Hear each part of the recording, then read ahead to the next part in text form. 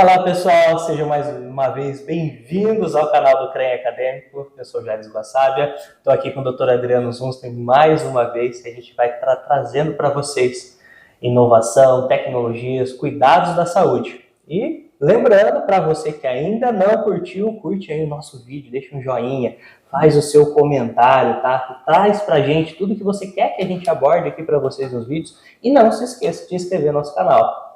Doutor Adriano, mais uma vez, obrigado por estar aqui comigo. É uma honra sempre. Uma honra estar com você. Muito bom estar com vocês de novo. E o assunto de hoje, gente, é um assunto bem interessante que comentamos em outros vídeos, que é a respeito do... Vamos falar sobre intestinos, tá? Sobre o sistema digestivo.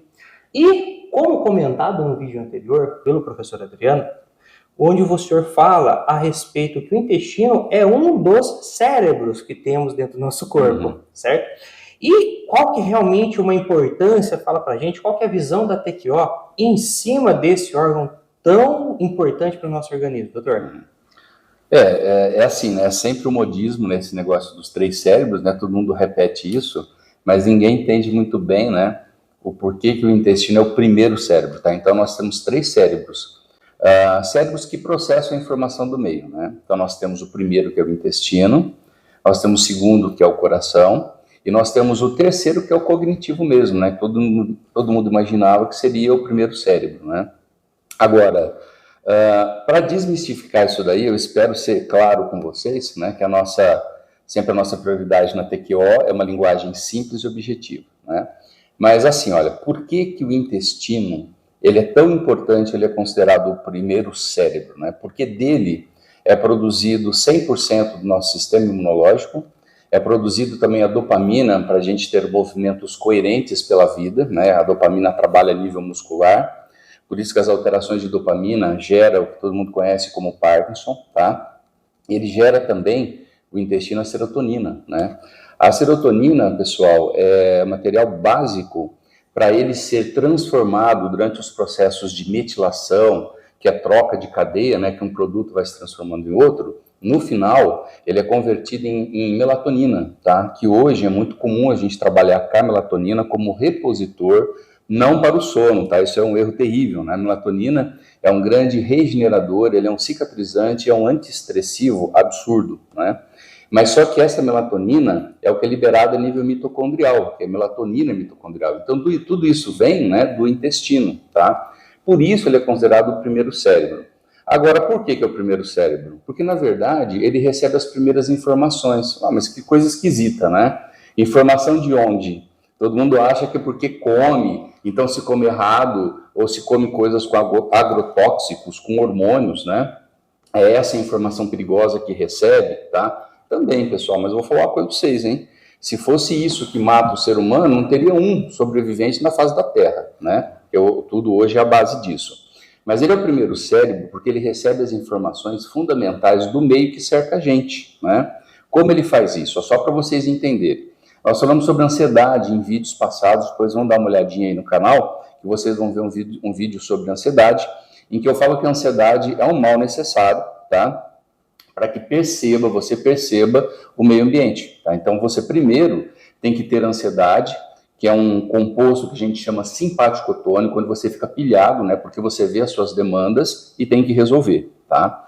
Então, daí a coisa funciona assim, percebi o meio ambiente, né, e isso me leva a uma ansiedade, porque eu percebi que nesse meio ambiente eu tenho que fazer alguma coisa específica, e depois é disparado um estresse onde você luta ou foge, que são emoções comportamentais de defesa, tá? Para você resolver o quê? O problema naquele meio que você está inserido, tá? Então, esse mecanismo é você identificar o mal ou identificar o bem, identificar a sua vida e resolver ela, tá? Só que depois que você fez isso te custa. Não custa só energia para você ficar fraco, isso custa recursos do seu corpo, tá? Então, o que custa? Você vai ter um aumento do seu sistema porta-hepático, sabe o que é isso? Vai ter aumento de colesterol. O que mais que acontece? Você tem uma sobrecarga na sua tireoide, que libera o hormônio para você ser mais ágil. Você vai ter uma sobrecarga no seu pâncreas, que vai liberar mais insulina para você ter uma resposta, né? Porque você viu um problema, você viu a sua demanda ali, você tem que ter energia, quem faz isso é teu pâncreas. E para isso, você enfrenta isso através dos seus hormônios, né? Se é o hormônio masculino, testosterona, que você vai lá proteger as coisas, se é o hormônio feminino, você libera o estrogênio, que você vai lá cuidar de processos, tá? Então, depois que você consumiu esses recursos, olha que interessante. O corpo fala, pera um pouquinho, já identifiquei o que está acontecendo e já resolvi. Só que agora você tem que voltar à sua normalidade. O que é normalidade? Você não gastou recurso? Você tem que pôr os recursos de volta. Então, esses recursos que têm que ser repostos, ele é feito através de um sistema chamado vagotonia. E aí que começa a ficar interessante lá o lance do intestino, tá? Essa vagotonia significa que nós temos um nervo que sai do teu cérebro, ele é um nervo chamado nervo vago. Esse é o cara que cura a gente. Então, ele sai do teu cérebro, passa pelo pulmão, coração, estômago e termina onde? Intestino. Por quê? Lembra que você deu a tua vida para resolver os problemas ao teu redor? Aí depois você não tem que se curar? Quem tem a informação que tem que ser curado a partir do que você gastou é esse nervo vago, que ele vai terminar lá no intestino. E a hora que ele chega no intestino, ele fala, intestino, ó, nós precisamos produzir um punhado de recursos porque eu gastei lá em cima, né? E aí ele libera para o intestino a informação do que precisa ser reposto. E aí começa o trabalho do primeiro cérebro, que é ele que capta o que você sofreu lá fora. Então daí os alimentos que você come, agora sim, procurar alimento saudável, passa pela sua microbiota. Então essa microbiota recebe que são a flora intestinal, são as bactérias gram-positivas e gram-negativas que moram no intestino. Pegam alimento, que é um material básico, aí degrada aquele alimento, né? Ele vai lapidar aquele alimento, é igual petróleo, né? Você tira bruto da terra e depois tem que refinar. Então a nossa microbiota, que é esse primeiro cara que é o intestino, o primeiro cérebro, ele refina o alimento e ao atravessar a velocidade do intestino, ele é metabolizado numa série de recursos e hormônios. Mas qual recurso hormônio? O que está precisando, baseado no que você gastou lá em cima, que o nervo vago te avisou. Então, por isso, é o primeiro cérebro, é onde parte tudo. E aí vai ser produzido todo o sistema imunológico, vai ser produzida dopamina para você fazer as atividades normais e vai ser produzida também a serotonina, que é o cara que ao chegar na mitocôndria, que é a bateria da célula, que aliás é um assunto que a gente pode falar em outra ocasião, ele vai cuidar da regeneração. Então, é a mitocôndria que libera a melatonina mitocondrial que faz o tecido em questão, né, regenerar. Nós tivemos estudos magníficos feitos em 2021, 2020, se eu não me engano, em pleno processo de reclusão, né, com aquela situação tenebrosa, nem sei se pode falar mais em vídeo, já pode falar? Então, obviamente, na pandemia, no Covid, né, houve um estudo muito sério, se eu não me engano, em Harvard, falando que melatonina mitocondrial é bloqueio de 100% de Covid, tá? É essa melatonina mitocondrial. Por que foi produzida? O pulmão percebeu esse vírus, ferrou, mandou informação através do vago, intestino, produzir melatonina, a melatonina chega até a mitocôndria, regenera esse pulmão e deixa ele completamente saudável e com barreira antiviral, né? Então, perceba a magnitude desse sistema vindo do primeiro cérebro, que é o intestino, ok? Aí o segundo cérebro, que é coração, a gente pode conversar numa outra ocasião, né? Descobriu-se que nós temos um número infinitamente menor de neurônios, né, no coração em relação ao nosso cérebro cognitivo, que é o terceiro cérebro. Só que ele recebe 5.000 vezes mais informação que o próprio cérebro, né? Por quê? Óbvio, né? Como é que você se defende das coisas? Não é lutando ou fugindo? Não precisa de força muscular? Quem que dá força para os músculos? Não é sangue? Quem que impulsiona o sangue? Não é coração? Então vai fazendo as contas, pessoal, né?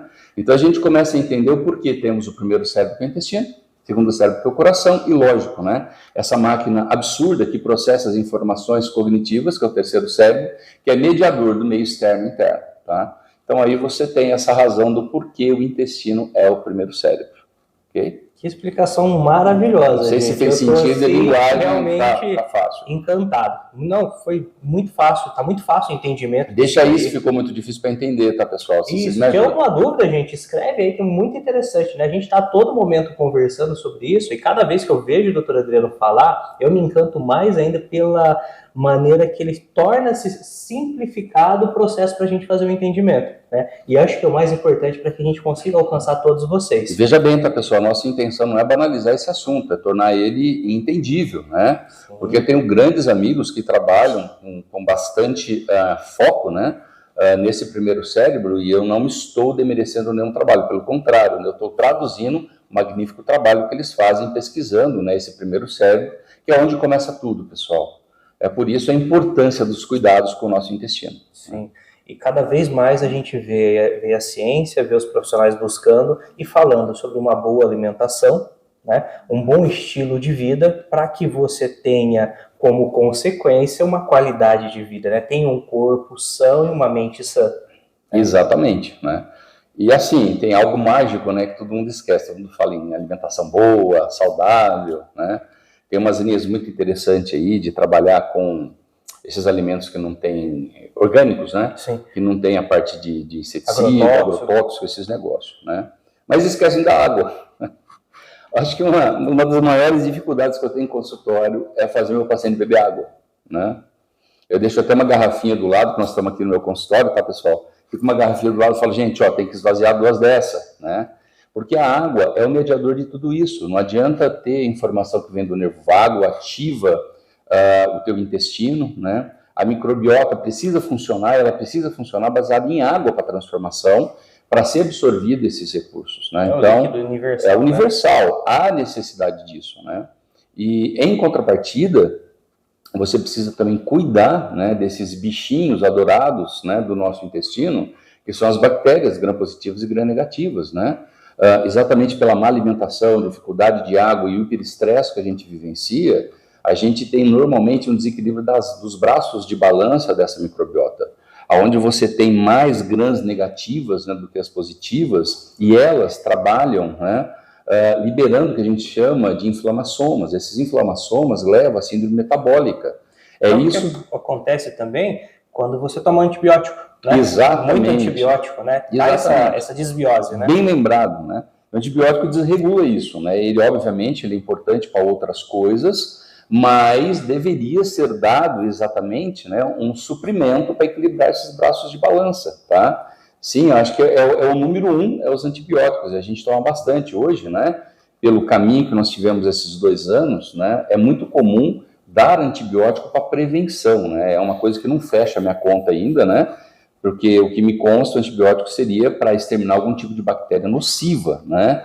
Então, não se previne algo que não existe, né? Não tenta matar algo que não tem, né? Então, isso leva ao desbalanceio desses braços de balança. E ao liberar esses inflamassomas com essas bactérias que não são as melhores aí da flora intestinal, você vai ter síndrome metabólica. A síndrome metabólica é o que leva a todos os processos, o fígado gorduroso, que é a esteatose hepática, até mesmo cirrose, alterações severas como câncer de gônadas, tá? Câncer tireoide, porque tem sobrecarga em tireoide, principalmente os infartos também, né? Sem falar, obviamente, do cérebro, né? Que esse nervo vago, ele pega as informações e leva para o intestino, as informações chegam de volta, e se tiver contaminado, esse cérebro contamina também, tá? Então, a importância de você trabalhar com essa microbiota intestinal, tá? Então, a gente tem que ficar de olho nisso. Perfeito, doutor Adriano. Muito obrigado pelos esclarecimentos, mais uma vez, por essas informações. Gente, lembrando mais uma vez, comenta aqui embaixo o que você achou do vídeo. Tá com alguma dúvida? Faz a sua pergunta, pode até sugerir um tema para que a gente possa fazer uma gravação de vídeos futuros, tá? A gente vai levar conhecimento para vocês e aquilo que a gente não souber, nós vamos buscar para poder esclarecer e tornar de uma maneira mais simplificada o seu entendimento, tá bom? Deixa o joinha aí, comenta e se inscreve no nosso canal. Vem para o CREM, vem com a gente!